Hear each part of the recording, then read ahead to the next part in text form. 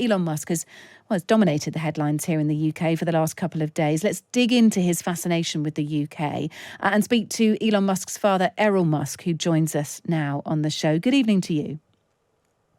Good evening. Thanks so much for being. Thank you so much for being with us. I want to discuss Nigel Farage, the leader of Reform UK, with you first of all. You have said before your son's condemnation of Nigel Farage, I should say, you say that Nigel Farage isn't a strong man. What do you mean by that? Well, it was last week that I was asked by, I think it was GB News or something, about this, and I felt the need to express my feelings because I'd started reading about some of the court cases with the rape situations. I couldn't believe what I was reading. I just couldn't believe it. It didn't make sense to me to actually even believe it. And then I was seeing that Farage was not really doing much about this. I would have gone crazy if I were him to read this stuff. But at any rate, and then, there was the question of Tommy Robinson. So I looked at the whole thing and I looked at this man and I thought, well, he talks sense, but I don't think he's strong enough. You need real strength, really, you really need a greatly strong man to do this. It's not a simple thing.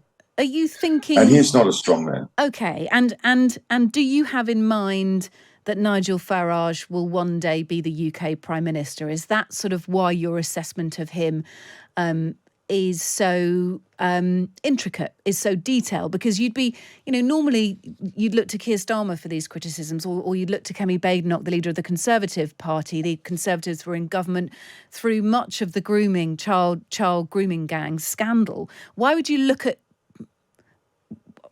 I guess the question is, why would you look at Nigel Farage for this? Why would you aim this in his direction? Why would he be the man to do something about it? Well, he's the one we've been hoping would be, someone that would do something there. Firstly, let me just quickly say that we are all English-speaking people. We are the product of the England. When I say England, I mean the four parts of England. We are the product out here. We are what England created over many hundreds of years. We all feel a tremendous attachment to England and so forth. So let's start with that and get that over with. And so it's very important to us what happens in England. And what we've been seeing with the Starmer character has been shocking. And, starting about 4 months ago with the riots, I came to the conclusion this government cannot possibly stay in power. In fact, 3 months ago, I said they'd be out by February. I still think they'll be out by February.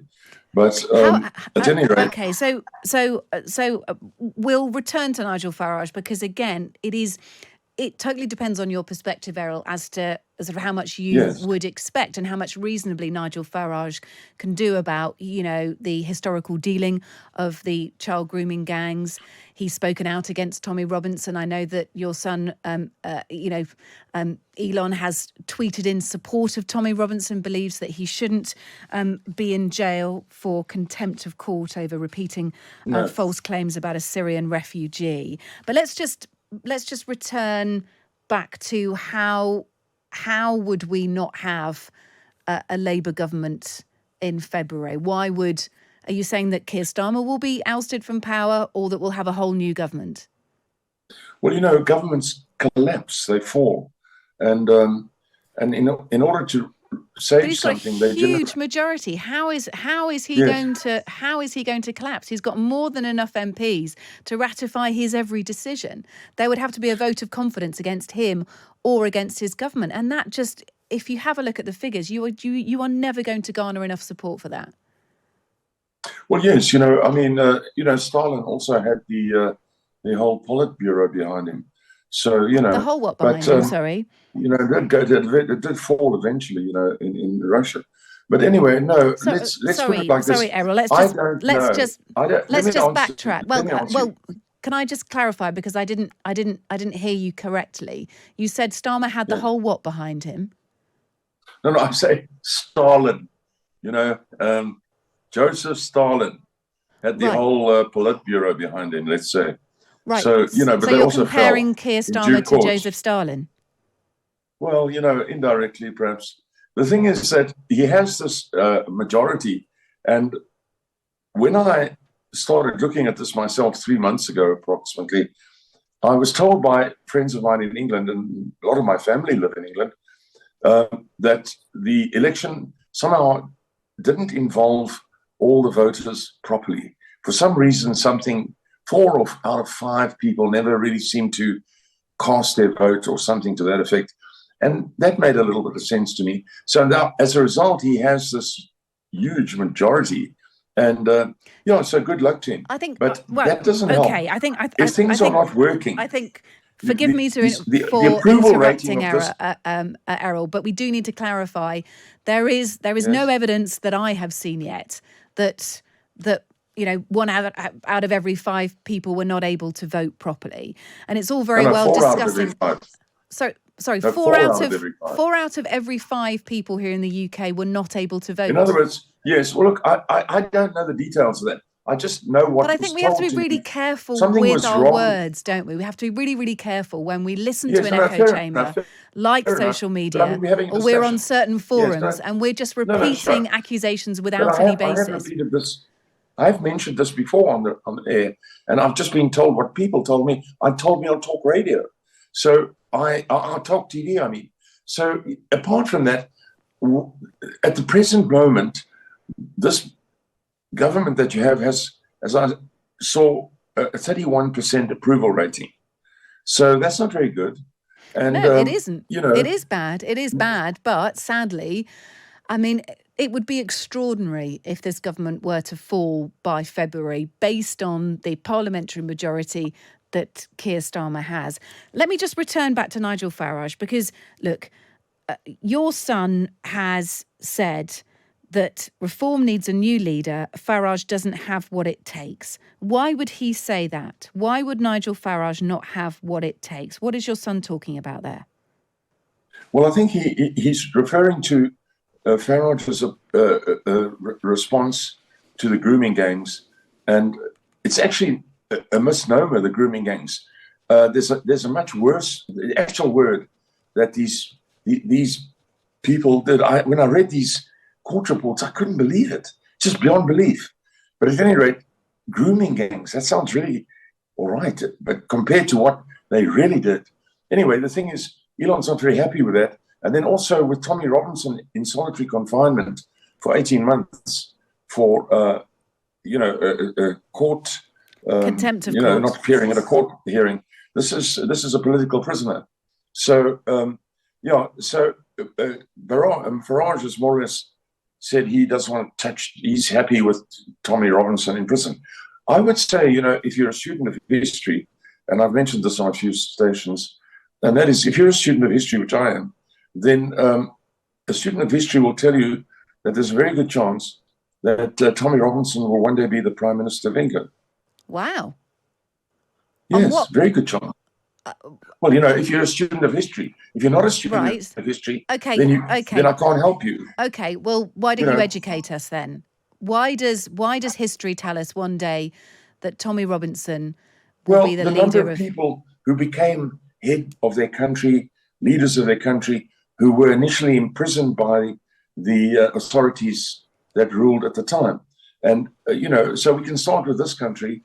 Nelson Mandela, in 1963, was sentenced to death for bombings, particularly one bombing where they bombed pylons of electrical lines, which resulted in the deaths of many people and children, terrible harm to them, and lives not worth going on with.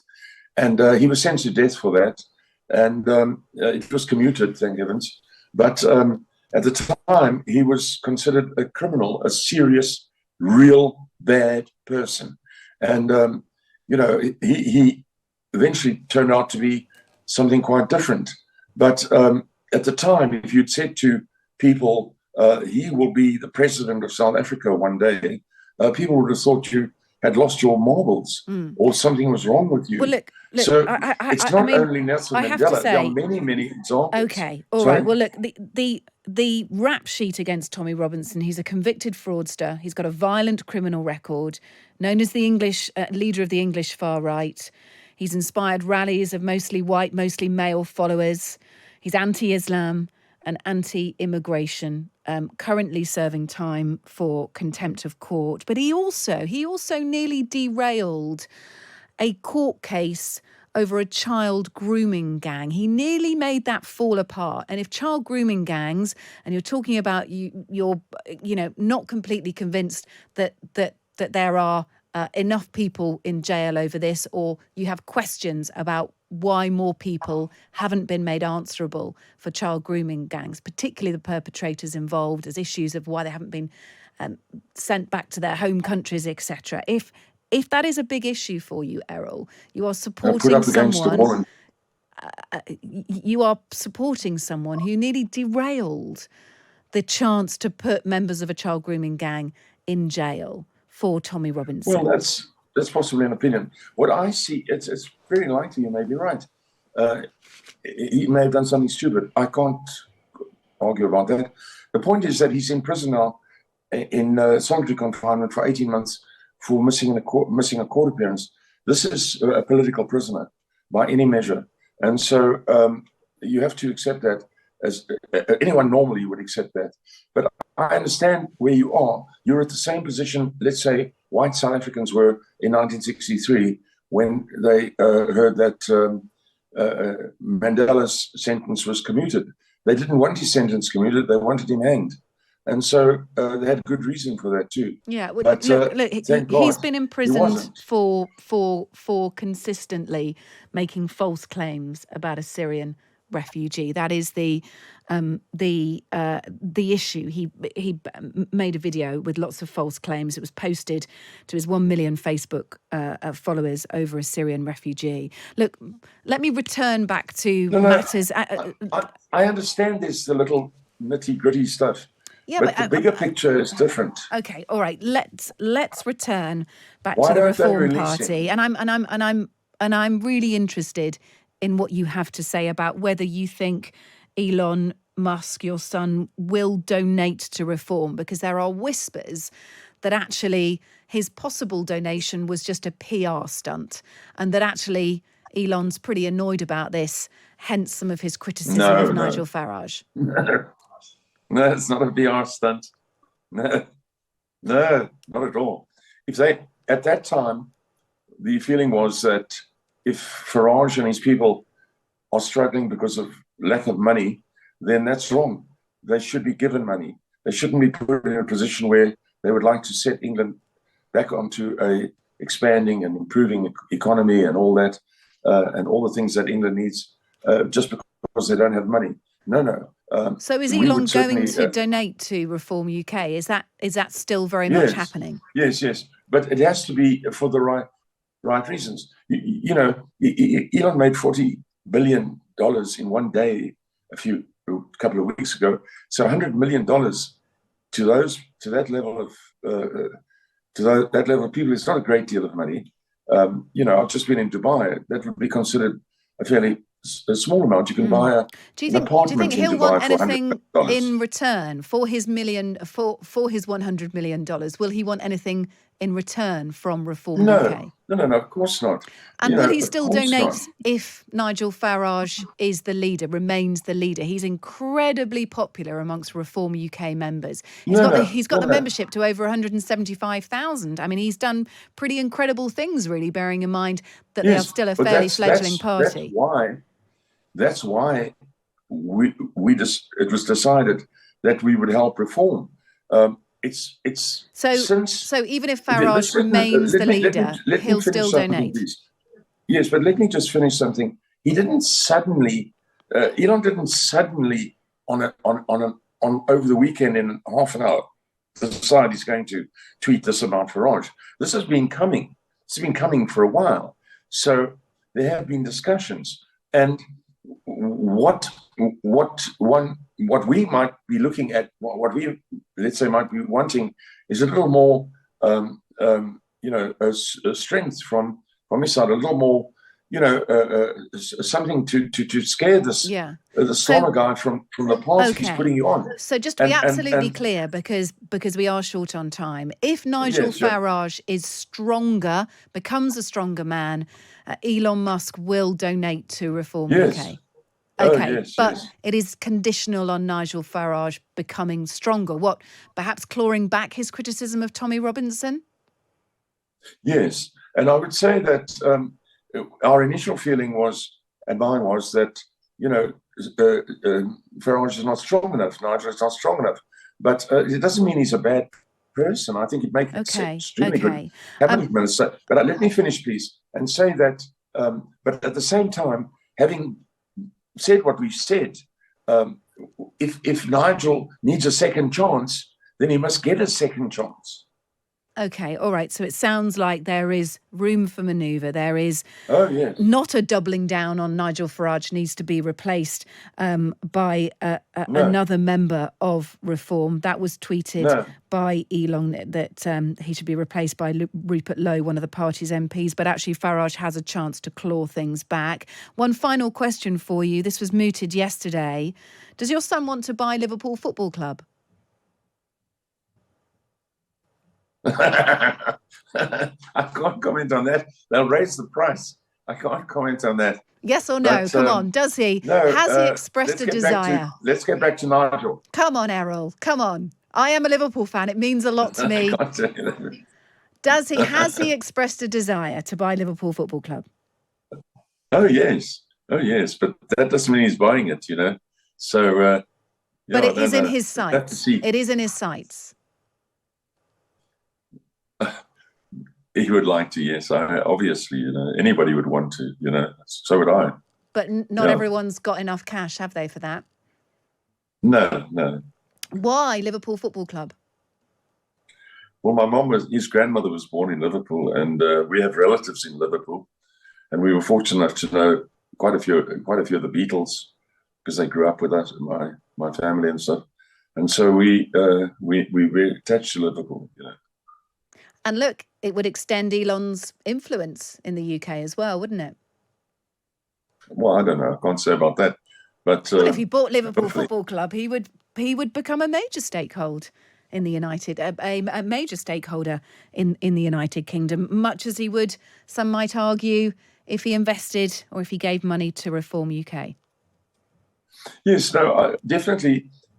Sometimes you have a truant child, or you have a truant employee or something like that, and you make up your mind you're going to, let's say, fire the employee, and then when you go to the employee turns around and says, please give me another chance, I didn't realize, and the employee convinces you that to give him another chance, and then you realize, yes, you've been hasty, let's give it another chance, and let's see. We're talking about Farage. I think that's where we're sitting now. Yeah.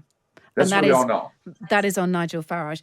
Well, that's interesting. It's interesting to hear about the discussions and the discourse behind the scenes there. Errol, thank you so much for spending some time with us this evening. Really appreciate it. Errol Musk, who is the father of Elon Musk. Thanks for being with us. This is Kate Borsay. It is the evening edition on Times Radio.